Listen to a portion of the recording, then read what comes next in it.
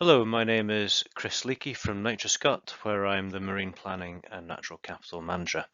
Today I'll be summarising some work that was a feasibility study for a Marine Natural Capital Asset Index. I'll start with some context, and that is that in Scotland, the Natural Capital Asset Index for terrestrial habitat has been published every year since 2011. This tracks relative changes in natural capital through an evaluation of ecosystem service potential, essentially weighting environmental reporting with information on that ecosystem service potential and relative importance to society. This Natural Capital Asset Index, or NCAI, has not included Scotland's marine assets due to data deficiencies at the time when it was first started. So the NCAI currently only includes assessment for some terrestrial, freshwater and some coastal habitats. But of course, in recent years, we have seen the development of marine health indicators and improving availability of some marine underpinning data.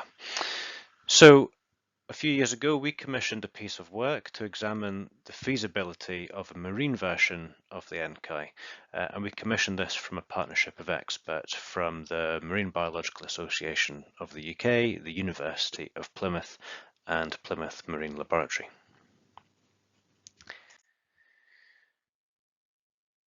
While not completely wedded to the terrestrial approach, and of course, we were needing to be mindful of the differences in data availability between land and sea. The approach to the terrestrial NCAI was the starting point for this piece of work. This diagram depicts its basic structure, whereby habitat extent, data and information on relative ecosystem service potential provided a base index, which is then weighted by the value that society places on those services, and that's the result of a public survey, plus information on the condition of habitats. Regarding quality indicators, habitat quality information consists of a suite of indicators measuring characteristics about that habitat.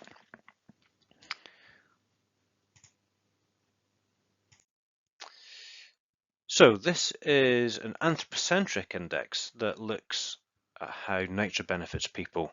It's a composite index that uses habitat quantity and habitat quality to determine how much well-being nature can potentially contribute to people in Scotland.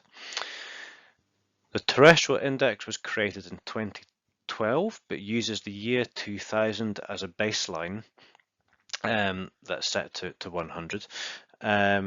It has been adopted as part of Scotland's National Performance Framework as an indicator of sustainable development. The National Performance Framework for Scotland being used to signal Scotland's progress against the UN Sustainable Development Goals.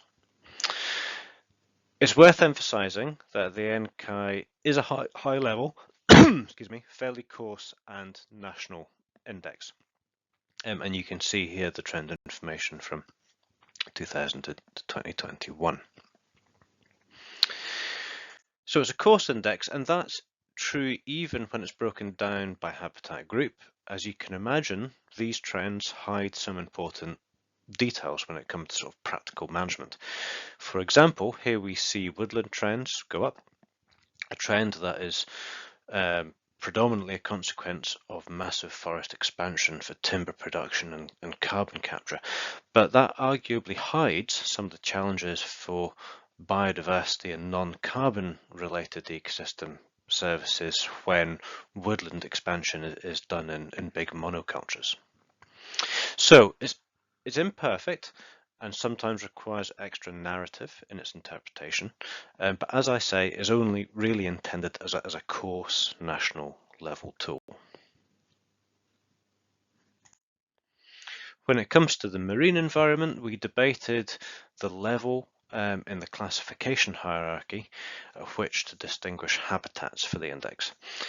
It is of course a trade-off between the level of detail that's of value to management decisions, and the robustness of data for specific habitat types. So more detailed levels in the classification hierarchy would help distinguish habitat subtypes with disproportionately high ecosystem service potential, or with different sensitivities relative to other subtypes within the same broad scale habitat. However, with the exception of some protected and inshore areas where we tend to have the most survey data, habitat mapping at a national scale mostly limits us to use of UNIS level 3 broad scale habitats, and that's what you're seeing in this map. So you can go and look up UNIS level 3 habitats in the classification hierarchy if you want to know more about that. Onto quality indicators. The project looked at existing, proposed and under development indicators and appraised them, including those from work on the Scottish Biodiversity Strategy, the Water Framework Directive and Marine Strategy Framework Directive, OSPA and Scotland's National Performance Framework, for example, to name a few. While the terrestrial natural capital index, the indicators that were sought were ones that were updated annually, for which the data was updated annually.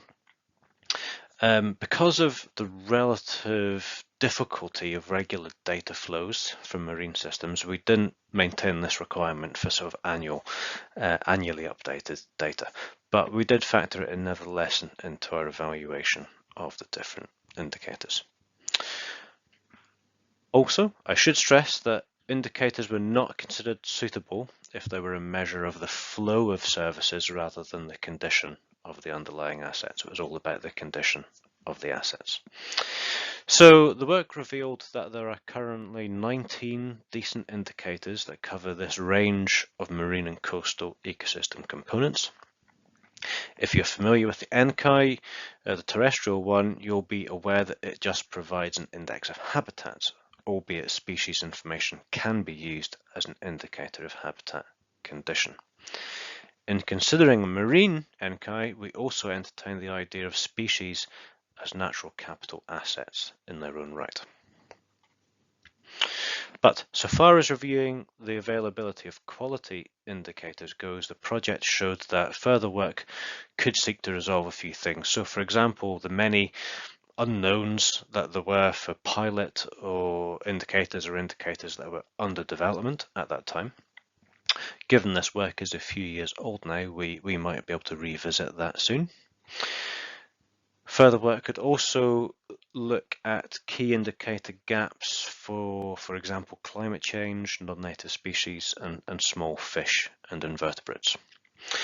And for the refinement and use of pressure data as a proxy for asset condition, which really would be recognizing that there is limited opportunity for direct measures of asset condition outside marine protected areas, where survey coverage is less.